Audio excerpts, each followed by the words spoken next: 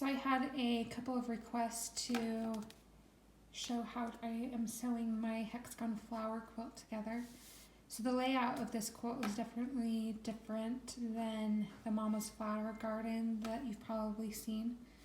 So every other row is going to be colored, and then every other row is going to be white. So there will be a white row right here and a color row right there. And I did start at the bottom and I'm working my way up. That's why that's a little curled. And I started right there with a knot and I just worked my way here and then came up here. And that's what I'm doing all the way because the rows, and I am rolling this up at the end or at the bottom, just because it's easier to have it set on my lap as I'm sewing. I'm going to try and get to this top here. Sorry about bumping the camera. Okay, so here are the rows separated. You can kind of see now how they're going to be attached. And when I get to the end, my ends are going to look like that, so I'm going to have to get some other hexagon made to sew together. So the next flower will be here and come up here, so I'm going to have a thing like that I need to sew, and then I will trim it. As far as this side goes, it actually goes, there will be two on the end piece. This is not the end piece. There's two whites here, two whites here, all the way down. And then I'm gonna do, excuse me, I'm gonna do a row along here of single hexagons. And what it will be is a white, and a colored right in the middle of where the white is. Essentially, it's actually going to mimic right here in the middle of these white rows, and it will go all the way down. And then what I'm going to do to finish it off is I will, after I quilt it, because I don't want all of these seams coming undone if I cut it before, so I'm just going to cut it after it's quilted right along those edges and then just bind it. And that will give me the straight edge I need, because I really don't want to have to bind in those points.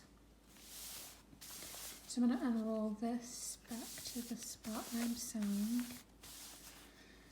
So when you're doing this, you're going to be folding in all the different.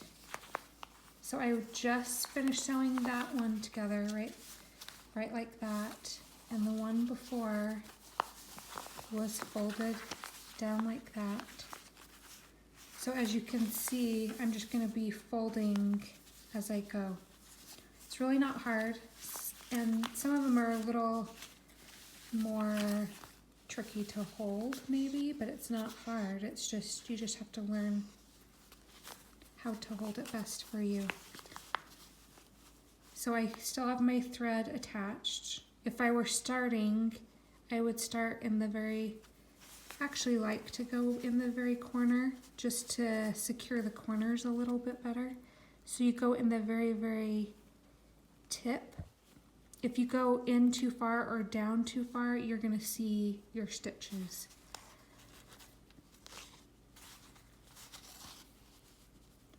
Okay, now my thread is on this fabric that's away from me, and I want it to be on the one closest to me. So if you watched me sew two hexagons together in the other video, you know that I like it right here by me. So I'm just going to do a little stitch in that top hexagon. I'm not stitching the paper, I'm just stitching between the paper and the fabric. Well, I am catching the fabric. And then it's like a binding stitch. You're gonna go through there and and catch the next one. That's how I bind a quilt.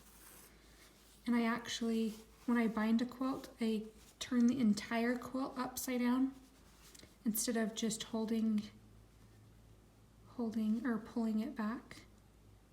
That's personally how I like to do it. You just have to do the corners different. But that's how I'm stitching as I go down. So let me do these stitches. I don't do them super close together. And I also said in my other video, if you do like a whip stitch and come all the way down, you're gonna see your stitches when you open up the flower.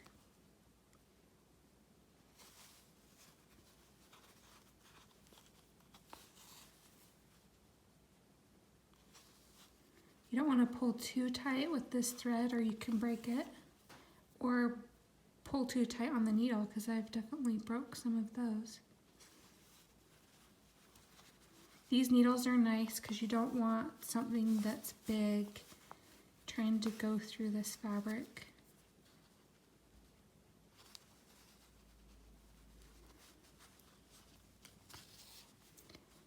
And you may be wondering why I have all the paper still in. I'm going to leave them in as long as I can, but these holes punched in this paper help so that I can take my scissors later on and come in here and pull that paper out. It's going to be much easier to do that.